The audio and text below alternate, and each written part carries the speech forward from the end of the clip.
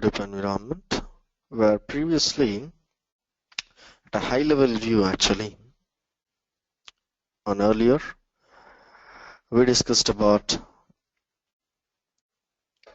the high level view of MapReduce, because if you recall that, we know once after the data was uploaded to the cluster environment, it will be having some chunks where the data sets will be scattered across the cluster with 3 replications. Once after the data was scattered, if you want to process it, you'll be designing a MapReduce job where one copy will be processed based on the availability of slots, where on each and every node it will be launching several JVM instances, where the data will be further made into splits called as input split.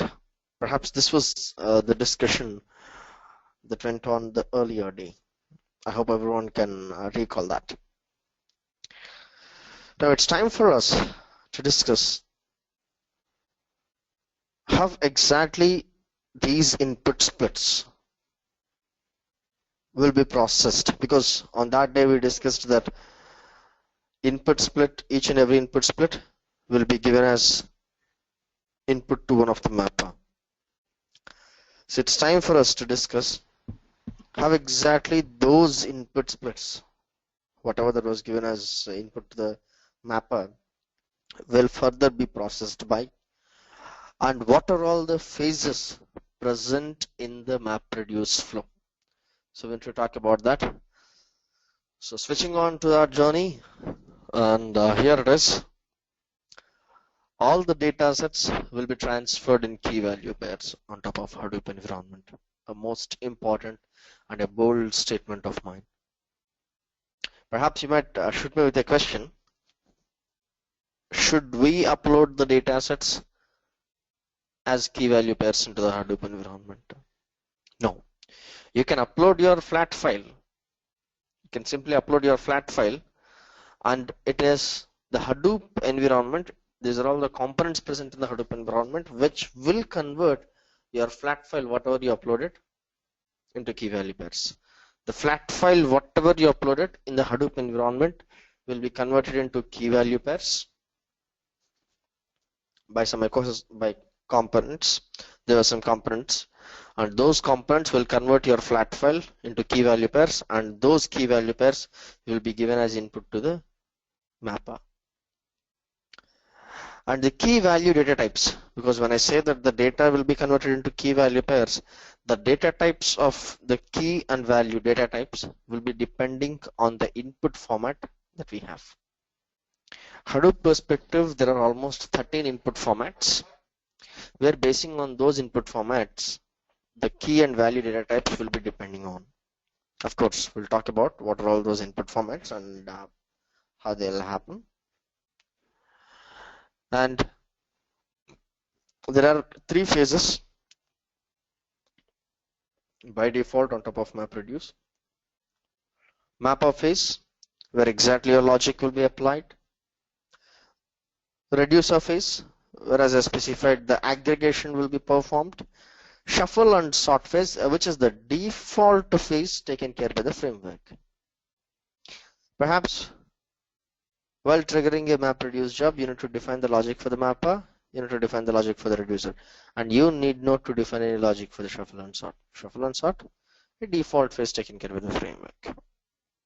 So let's switch on to that. So these are all the input splits, whatever we discussed earlier, where your 64 MB chunks will be made into several splits, where each and every split will be given as input to the mapper. Prior in giving input to the mapper, there is some component called as record reader, where this record reader is responsible to convert your input split into key value pairs. Perhaps let's have a peep through. So let's say this is one of the huge input file which you want to process. Let's say this is one of the input file which you would like to process, and you'd like to analyze how many times each and every word got repeated in this entire text file. How many times the word hi got repeated, how many times the word Hadoop got repeated, how many times the word analytics got repeated, and so on. So that's what your requirement is. Let's say. Indeed, this is not a practical example. We'll execute it. We'll even see that practically, but this is not which will be utilized in the real-time environment, because this is just like the hello world program of Java. It's just a very sample example. So let's start our discussion with this sample example. So the moment you'd like to analyze that, you'll upload this to Hadoop environment, where you'll have the data sets split into 64 MB splits scattered across the cluster. And when you want to process it, they'll have some input splits. Let's say these are all the input splits.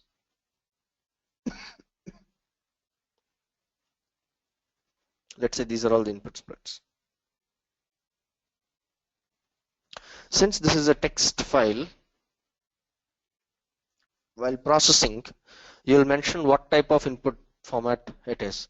So you'll mention this as text input format because this is a text file. Since this is text input format, the data, whatever you have, will be converted into key value pairs, where the byte offset will be key. That means 0, entire line will be the value. This is one record. For the next record, the key will be 1, 2, 3, 4, 5, 6, 7, 8, 9, 10, 11,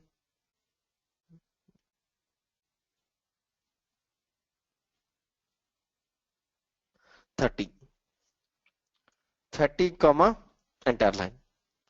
So this will be the next record's key. Key will be the byte offset. And for the next record, you have 31, 32, 33, 34, 35, 36, 37.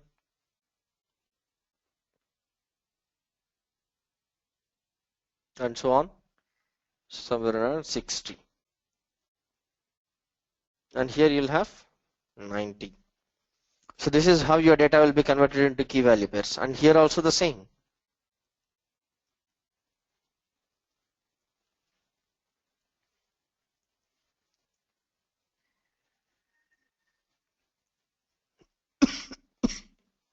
So this is how your data will be converted into key value pairs. This is done by a record reader. A record reader is the one which will be converting your data into key value pairs just like this. Now, so we know that these input splits, so this input split will be given as input to one mapper instance. This will be given as input to one mapper instance. This will be given as input to one mapper instance, and this for one, and so on. So each and every input split will be given as input to one mapper instance. That's for sure. That's what we discussed perhaps earlier, right? So now, let's discuss how that will be converted to key value pairs. And once after that was converted to key value pairs, this record reader will does that, and record reader submits the key value pairs record by record to mapper. That means mapper perspective, it will have a method called as map method, in which you will define the logic. And the logic, mapper logic, map method logic, will be invoked once for each and every record. That means while processing this input split, map method will be invoked for the first record, where you'll define the logic in such a way. Of course, we'll discuss later how to define the logic. We'll define the logic in such a way that you'll consider the value, because absolutely key is the byte offset, which is random generated, and you need not to have any requirement, or you need not to perform any actions on top of it. You'll consider the value, split the value according to each and every word like this.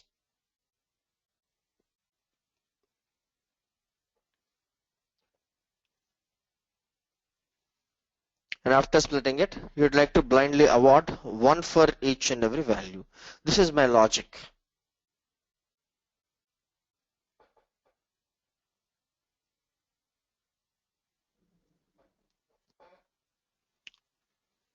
Right?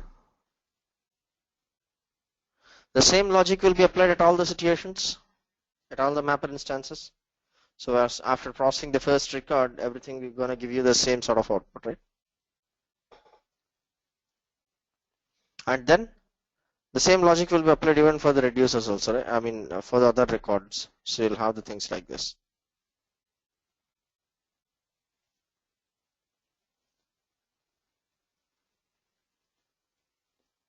And you'll award 1 for each and every word, like this.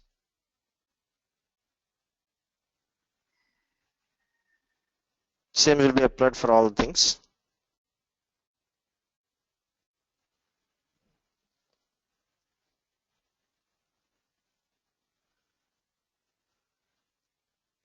Like this. And once after all the records were processed, they'll undergo a phase called as shuffle and sort phase.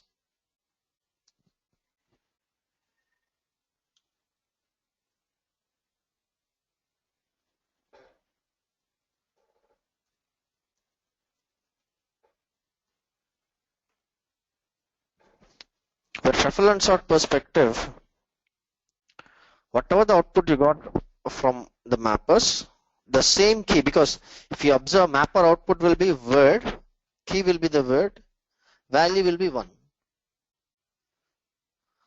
So the shuffle and sort does the things in such a way that same key with list of values.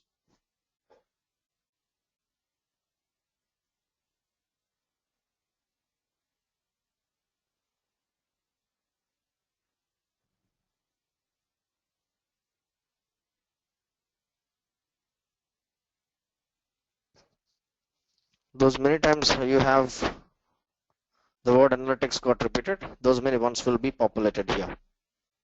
Same key with list of values. So simple. Then you have word big data.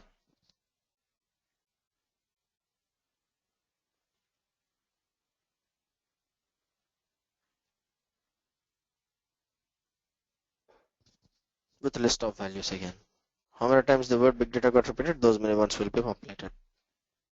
And then, hello?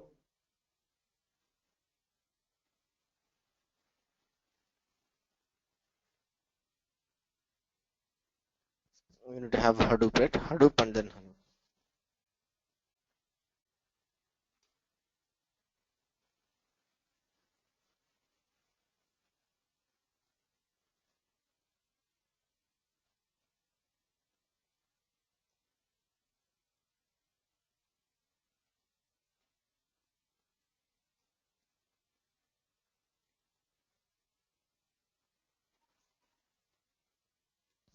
Hive with list of ones. And then you have, in the similar way, you'll have introduction with list of ones. So you have all the keys with a list of values like this. And if you observe, all the keys, whatever we have, were lexicographically ordered. That means I can say simply they were alphabetically ordered. You can observe that A, B, Hadoop, hello, and hi, introduction.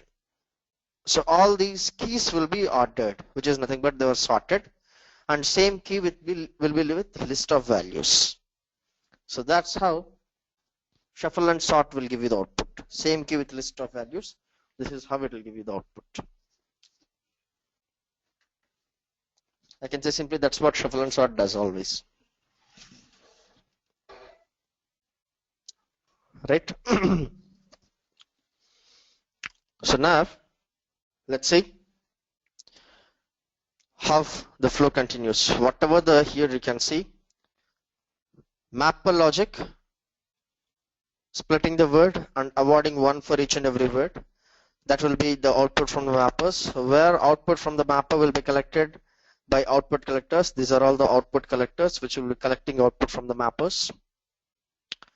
And the output from the mappers will be undergoing the shuffle and sort phase. Same key with list of values.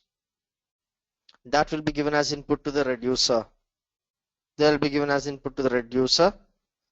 The reducer perspective is simply aggregating that. So this will be given as input to the reducer.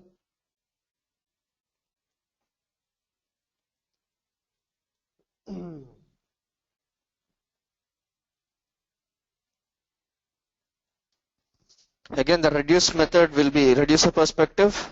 Mapper level, you have a method called as map. Reducer level, you have a method called as reducer, reduce.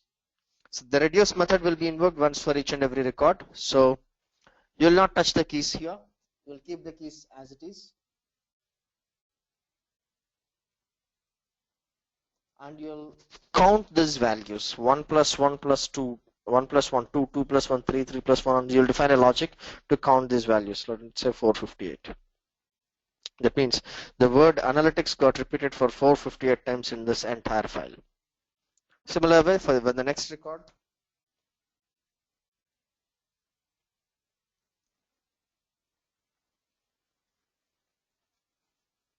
The word big data got repeated for 663 times.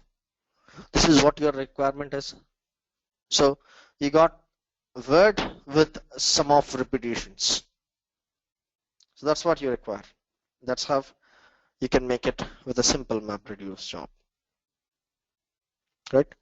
So here you can see that. So output of the reducer will be given as input to record writer. So here you have record reader, which will be converting the data from flat file to key value pairs and then given as input to the mapper. And record writer is reverse, where it will convert the data from key value pairs to the human readable format and then stores the output finally to the HDFS. Where here you can see final output will always be in HDFS, where the output name has to be mentioned by the developer. Being a developer, we need to mention with what name you would like to store the output file. Indeed, output will be a directory, and in that directory you will be having your output as a file. And output will be again according to rack awareness. Let me share you simply.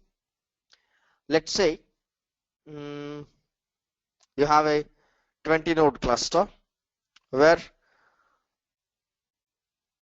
you have totally 4 racks, 5 nodes per rack. So you have rack 1, 1 to 5 nodes, rack 2, 6 to 10, rack 3, 11 to 15, and rack 4, 16 to 20. Let's say node 3, node 8, and node 11. I repeat, node 3, node 8, node 11 are acting as mappers because there are the mapper slots available and they were acting as mappers. And something like node 19 is acting as reducer. So whatever the output you got from all these mappers will be given as input to the reducer. That means node 19. So you got the output calculated at node 19. So one copy of that output will be stored within the 19th node itself, and remaining 2 copies will be made as per the rack awareness. That means 2 copies will be made in one rack and remaining 1 copy will be made in another rack. So that's how you'll have the output again according to rack awareness, storing 1 copy within the reducer network, reducer node itself. Right? That's what I shared here. And record reader supplies the input to the mapper record by record, where you can even customize it because record reader is a class. So if you want to customize it, you can even do that. And mapper works as per the logic. Mapper perspective, you'll be defining a logic, and whatever the logic you define, that will be applied for all the records while processing. And mapper is an interface in old API. Hadoop perspective, let me share you. You have 2 APIs. Before 0.20 version of Hadoop, it was old API. From 0.20 and later till now, we have been using the new API. We'll start our discussion initially with old API, then we'll switch on to the new API. And reporter is the one which will be sending the signals to the job tracker, whatever the statistics that were happening here. Just 1 second.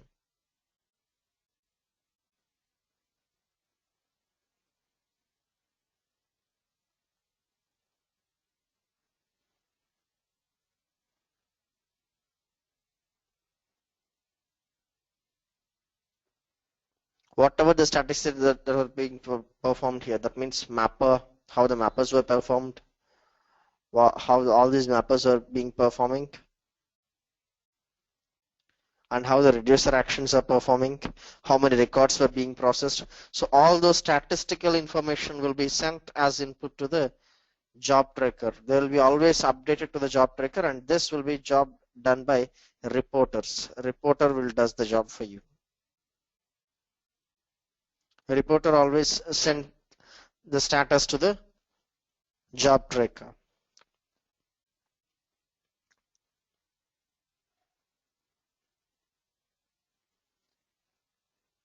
Sorry.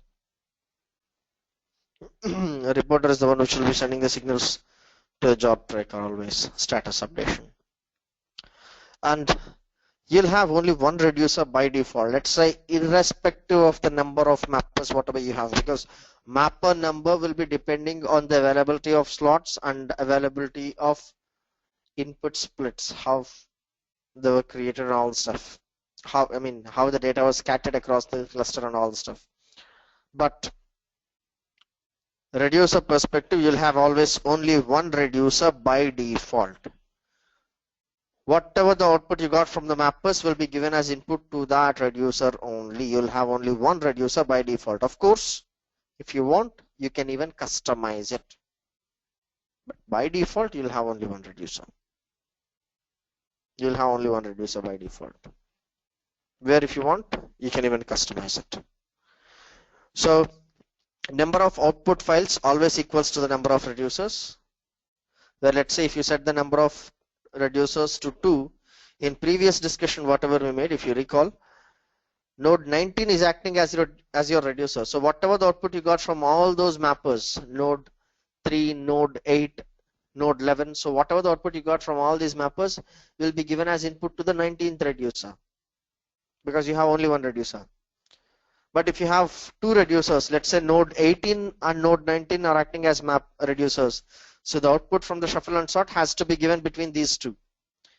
And finally, they'll give two output files in the HDFS. So number of output always equals to the number of reducers. If you have only one reducer, you'll have only one output file in the directory. If you specify two reducers, you'll have two output files in the directory. And you can even specify the number of reducers to 0 also. If you specify the number of reducers to 0, at that situation also you'll have an output. Just 1 minute.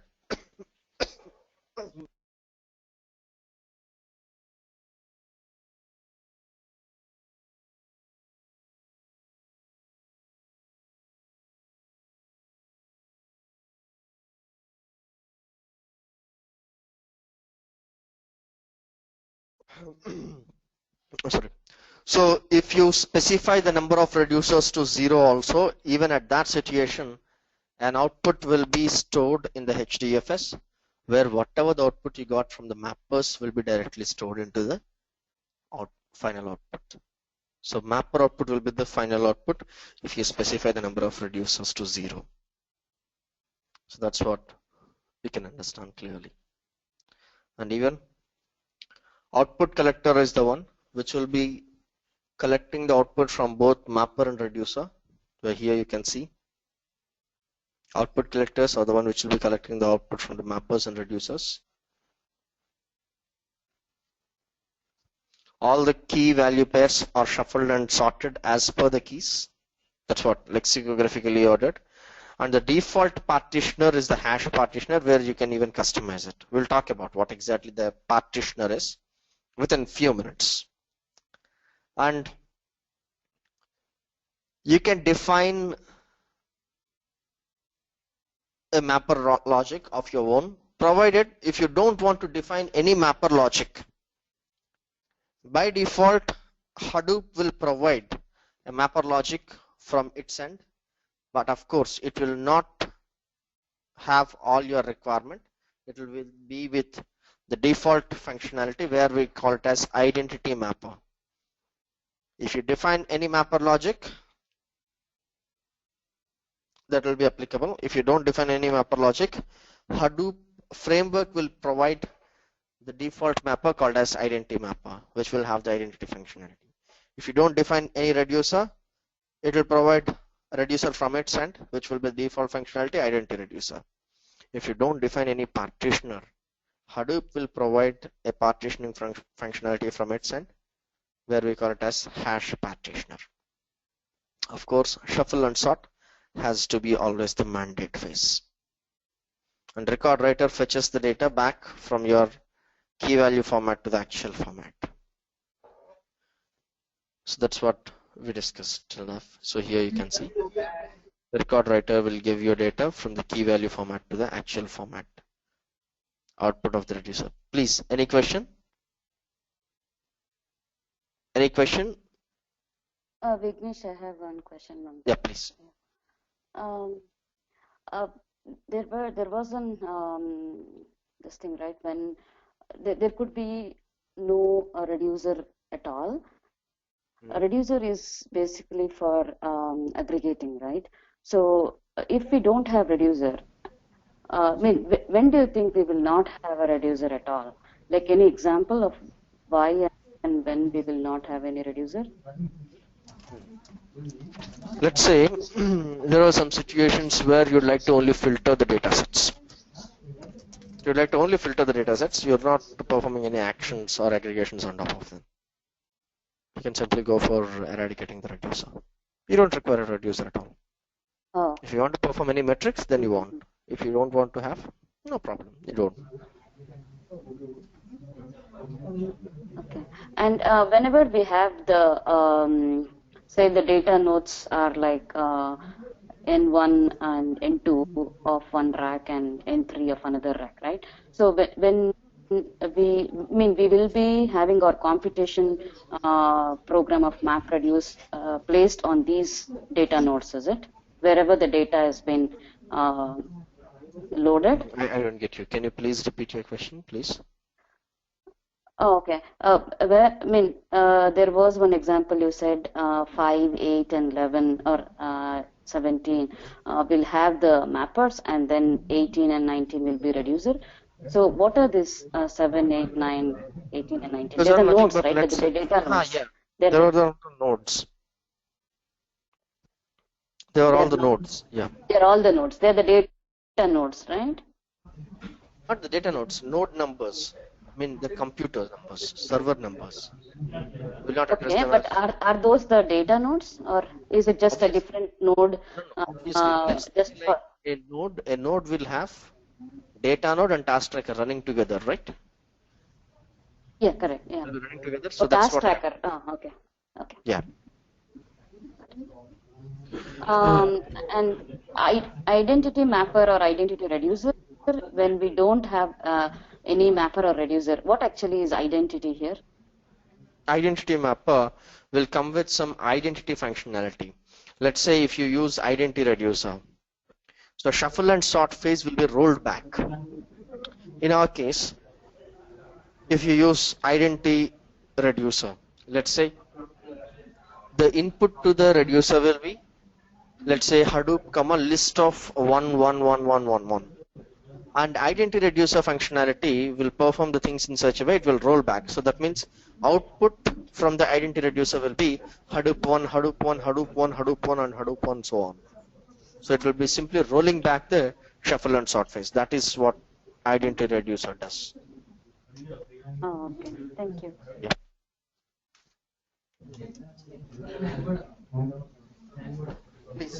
Hi Vignesh. Yeah, Vignesh. You said like node 3, 8, and some 11 should be a map, and other one like 19 should be the reducer. No, might be reducer. That means what I was might be the reducer. Like, so do we define these nodes should be like mappers and? No, that's what we discussed in the earlier discussion. If you could kindly recall, we discussed that if there are never any availability of the slots, so basing on the availability of slots, they might become the mappers. So there are nothing like dedicated mapper nodes and dedicated reducer nodes. They will not have anything like that.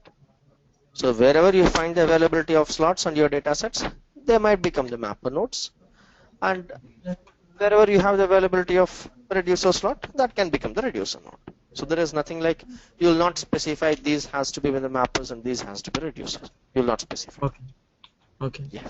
The other one is like OPT collector. You said like it will collect the data from the reducer and it will output file and yeah. So the OPT collector role I is mean just output to collector. yeah. OP collector, output collector. Yeah, please. Oh, so the role is just to collect the files and Only, send it to yes. some yeah. So Okay. output collector is only the thing to collect the output which are in the key value formats. It will collect the keys and values from the mappers as well as from the reducer. Only that. Okay. Output collector's job is only that. Okay.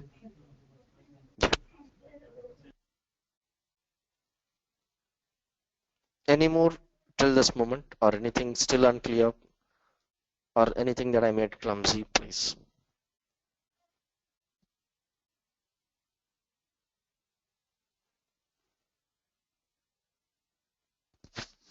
Right. So I hope I'm clear. I'm just moving ahead.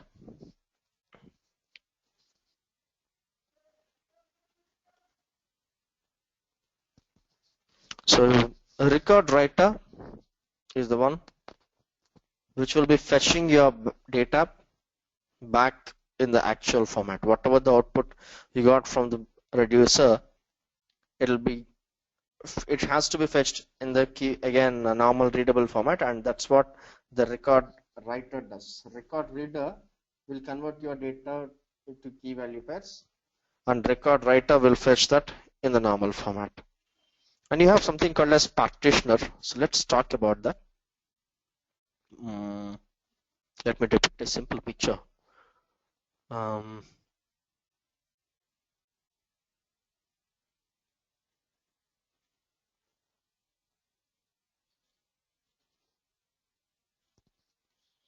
Let's say mappers, let's say there are 3 mapper nodes.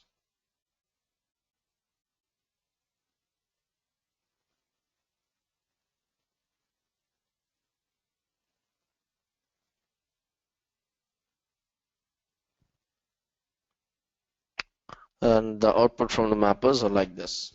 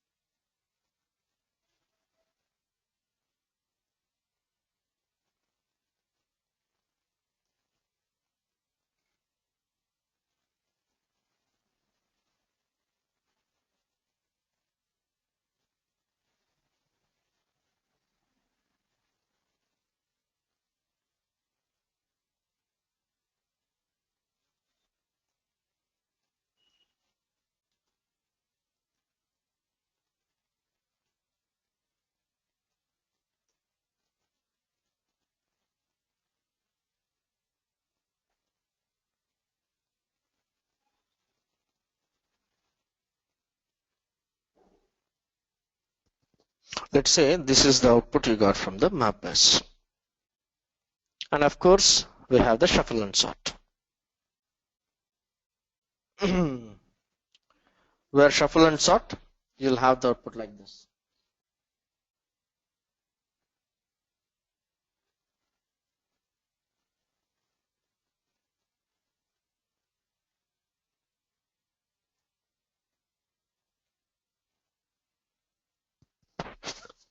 This is how you'll have the shuffle and sort output, right?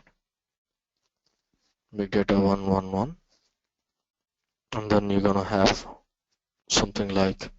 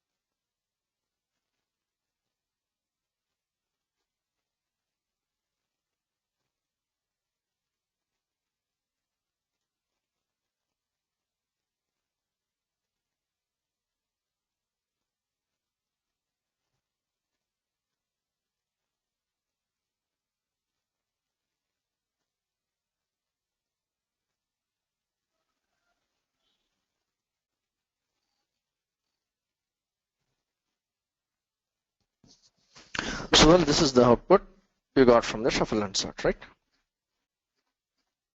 Now, so whatever the output you got from the shuffle and sort has to be given as input to the reducer. Well, if you have a single reducer, whatever the output you got from the shuffle and sort, all these records will be given as input to that reducer only. But let's say you have two reducers. You specified the number of reducers to 2 so that you'd like to have a better performance. Now whatever the output you got from the shuffle and sort has to be given as input to these two reducers. It has to happen. So it will come up with a default component called as partitioner. So partitioner does that. So partitioner is the one which will partitions the data across the number of reducers.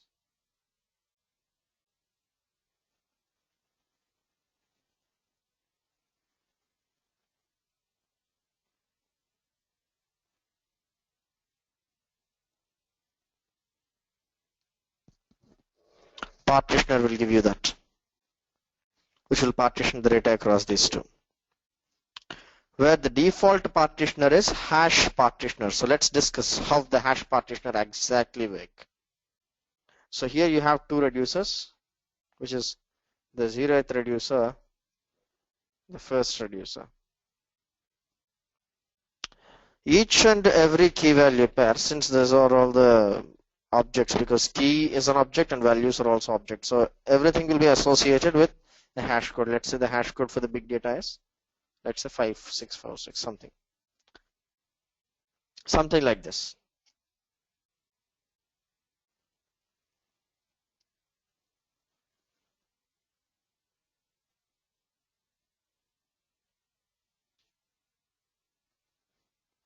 So hash partitioner will divide the hash code of each and every record by the number of reducers. You have totally 2 reducers. So dividing this by 2. This will give you the remainder 0. So this will be given as input to the first reducer. This will be given as input to the first reducer. This will be given as input to the first reducer. This is given as a 0th reducer input, first reducer, 0th reducer, first reducer, and again the first reducer. So this is how the data will be partitioned as per the partitioner, which will work on top of hash code mechanism. That's what the hash partitioner is. The name itself conveys us. But let's say you don't want to have the things like this and you'd like to partition the data like this. So wherever you have the words A to M should be given as input to this reducer, and N to Z has to be given as input to this reducer. So if you have the requirements like this,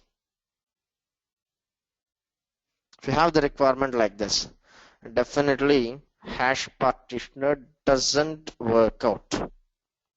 Hash partitioner will not be efficient and will not be appropriate to reach this output.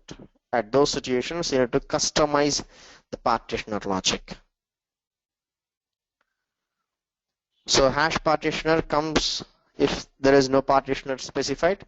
Let's say you define the number of reducers to 0, you define the number of reducers to 2 or 3 or 4, but you did not specify the partitioner class, then hash partitioner will come into the picture, where it will partition the data across the number of reducers by the hash code mechanism. But if you want a specific functionality, then you need to define a specific partitioner logic. Basing on that, the partitioner action will be working out. Your partitioner is an interface actually. In the Hadoop perspective, partitioner is an interface. It's not a class. It's an interface, partitioner in the old API, and in new API it's a class, and you need to implement that giving the exact requirement whatever you'd like to have. So that's how it can work out, right? And you have one more component called as combiner, where, let me share you. Let's say output from the mapper, from the first mapper, let's say the output is something around 150 GB. Output from this mapper is something around 250 GB. And here it is something around 400 GB. So on the whole, 150, really 800 GB of data has to be transferred across the cluster. Just imagine transferring 800 GB of data across the cluster is not a simple deal. It's a tricky task.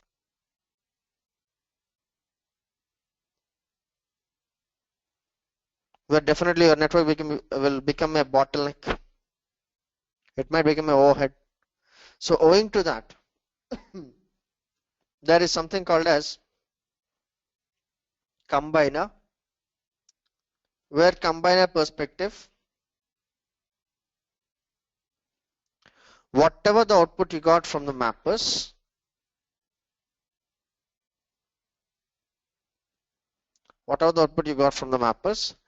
they'll be aggregated there itself. That means we know that you have two reducers. Where reducer perspective, your logic is to aggregate the results, right? You will be summing up those. So the same logic will be applied here also. That means it will be acting as semi-reducer on the mapper node itself. That means you will have, after applying combiner, at this you'll have Hadoop comma 2 and Hive comma 2, Pig comma 1. And here you'll have Scoop comma 2, Flume comma 1. Because whatever the data you got from the mappers itself, you are just aggregating there itself. So that's how you have the things like this. And you have Uzi 2, Big Data 3.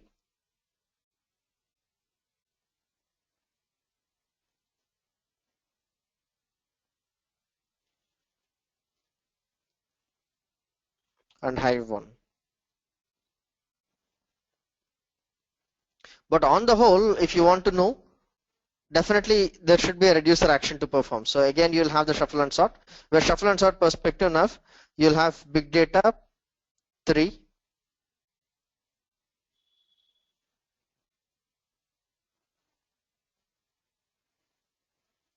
Flume 1, Hadoop 2,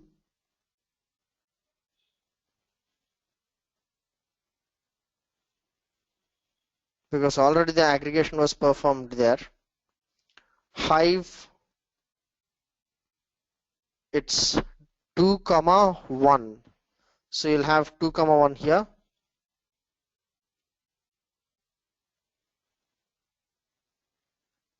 Hive 2 comma 1, because you have 2 here, 1 here, and Scoop 2, Uzi 2. So you'll have Uzi 2 here.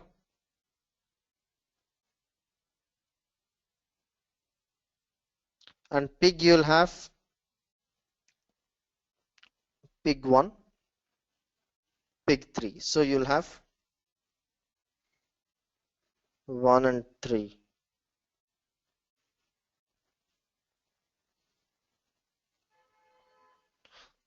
And Scoop, it'll be 2.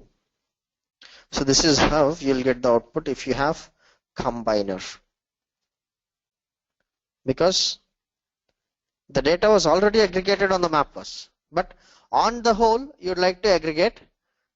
So definitely it will undergo again the reduced shuffle and sort phase, and again it will undergo the reducer phase, where reducer will give you Big Data 3, Flume 1, Hadoop 2, and Hive 2 plus 1, 3. So that's how you'll give the final output. So I can say simply combiner is to decrease the network traffic, which is combiner, which will act as semi-reducer, where the same mapper logic will be applied as per the over the mappers itself.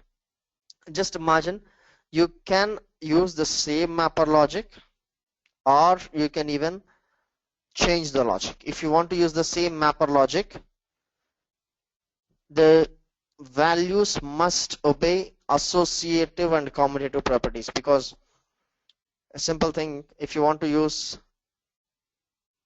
the same reducer logic as your combiner logic, that means they should obey associative and commutative properties. Indicates A by B is not equals to B by A, but A into B is equal to B into A. So if you have such sort of things, definitely they should undergo the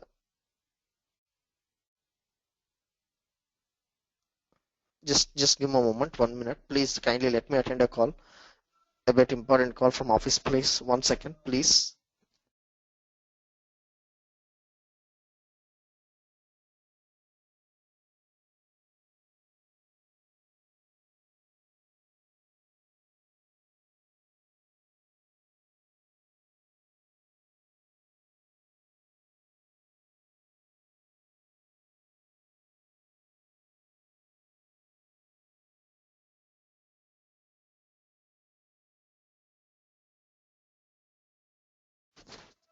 Right, so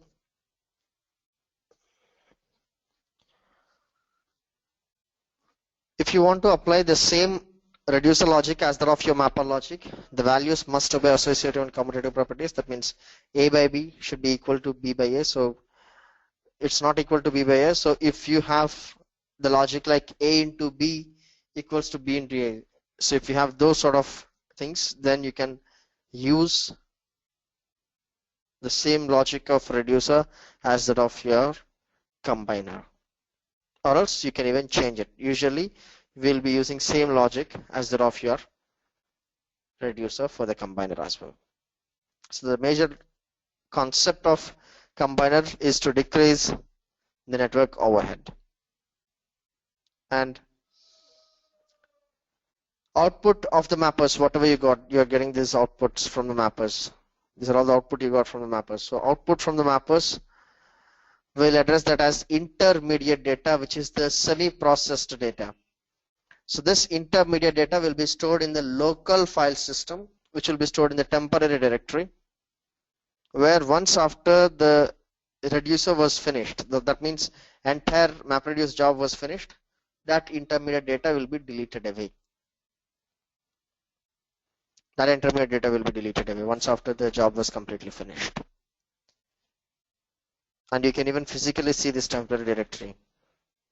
So tomorrow we'll be starting building the cluster, and then we'll see. And you have speculative execution, which will be taken care by job tracker, where whatever the mappers, let's say in a better way, let's say we know that there will be several mapper instances. This is a mapper node. Let's say there were 3 mapper instances that are being performed here. This is one mapper instance. This is other mapper instance. This is other mapper instance. You have 3 mapper instances, and let's say here you have 2 mapper instances which are being performed. Here you have 3 mapper instances. Let's say there were several mapper instances like this. And we know that each and every mapper instance will be updating the status to the job tracker. Let's say here this mapper is performing fine, and all these mappers are giving the outputs and performing the results, processing the records in a perfect way, except this specific mapper. This mapper is not performing the records. There might be some problem, but irrespective of the problem, when job tracker identified this specific mapper is not performing the actions in an allied way and it is getting delayed. Because of the delay made by this single mapper instance, the entire flow has to be in halt. Because until and unless 100% of the mappers got finished, reducer will not be triggered. And just because of the delay made by this single instance, entire flow will be in halt. At that moment, whatever the input split that are being processed here, since you have 3 copies, the same input split will be given as input for another instance. So the same input split, whatever that was being processed here, it will be asked to be processed on the other node, creating one more instance by the job tracker. So out of these two, whichever the output comes first will be considered, and simply the delayed output will be discarded. Delayed output will be discarded, and whatever comes first among these two will be considered. That's what we call as speculative execution, which is to speed up the process. So here you can see, which will be taken care by the job tracker, assigns the same input split to process with a new task instance, and which will be considering the first and simply discards the delayed output, which is, I can say, outstanding feature of MapReduce job. Right, and here you can see where input to the mapper will be in key value pairs because byte offset an entire line. Output from the mapper will be key value pair where word 1, and shuffle and sort key with list of values again. And if you observe, mapper node output undergo the shuffle and sort and reducer input, where even the reducer output will also be in key value pair. So if you observe the statement, the entire flow will be in key value pairs end to end. Input to the reducer and even from output from the reducer, everything will be in key value pairs on top of the Hadoop environment while processing the data sets. And tomorrow we'll start building the cluster. I'll share the requisites. Since I do not have all your mail IDs, I couldn't do that. So I'll do one thing. I'll forward this to the allied team and they'll in turn forward you. So just kindly download. I'll share you the link for Hadoop. I'm typing it in the chat window now. Just download that, or else I'll drop a mail for these people where they'll in turn forward you. JDK link, Hadoop link, CentOS and VM Workstation will be shared through Google Drive. Just download them all together, and tomorrow we'll start installing Hadoop and we'll start building the Hadoop cluster. Okay. And before that, let me know any questions so far or anything unclear, please. You can unmute yourself and you can shoot me with your questions.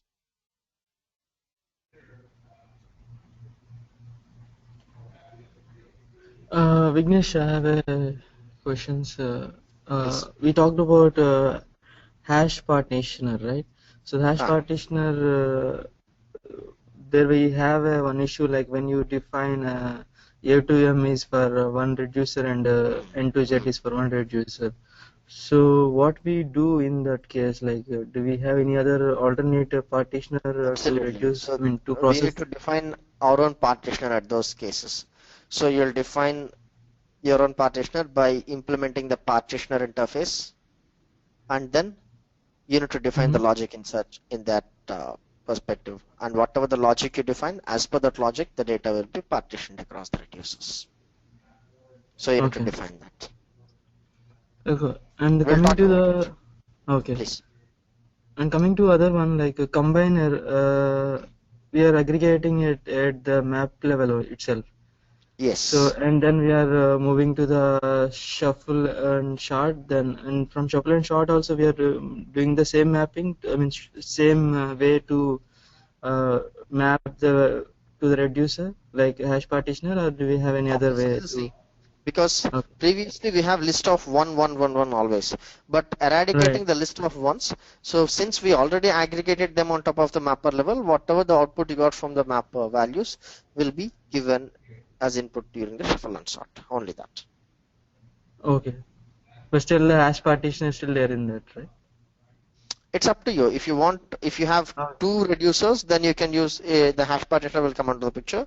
If you have only one reducer, then you need not to have the reducer partitioner at all, right? Okay, got it. Yeah. Okay. Yeah, that's it. Right. Hi Vignesh. Please. Yeah, hi. This is like in 12th slide you have explained about speculation evaluation. So A kind request. Actually, your voice is very low. Can you please be louder? hi Vignesh. Yeah, please tell me. Yeah, in the 12th slide you are being explained like speculation evolution. So in that one of the map has been like failed. If like the other maps has to be like no, actually there is nothing like failure here. Okay. Let's say one of the mapper instance is performing slowly. Okay. It's not performing as much fast as the other does. So it was processing the records in a very slow manner, because that could be the reason it might get some lesser resources, or because of some disk problems. So there could be some problems where the processing might get slower for one instance. And if any one instance is being performed slowly, obviously it's going to affect the entire flow, because until and unless all the mappers got finished, reducer will not start, right?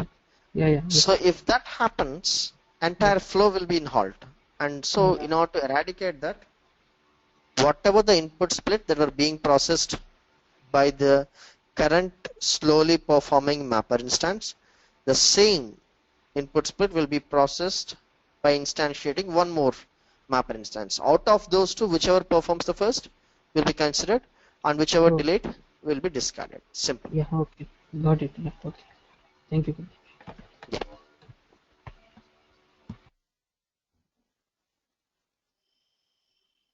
Hello, Vignesh. Yeah, hello. Please tell me. What is this intermediate data? Intermediate data is nothing but whatever the output you got from the mapper. So mapper's output, which is nothing but semi-processed. I can say mapper output is nothing but the semi-processed. It was not completed. It was not undergone the shuffle and sort phase, and it was not aggregated. It was not your complete result. It was the partial result. So whatever the partial result you got, we'll address that as intermediate data, which is nothing but the semi-processed data mapper output. Okay. Mapper output will be considered as intermediate data. That means like data still not at reach to the reducer. Exactly. Okay. Gotcha.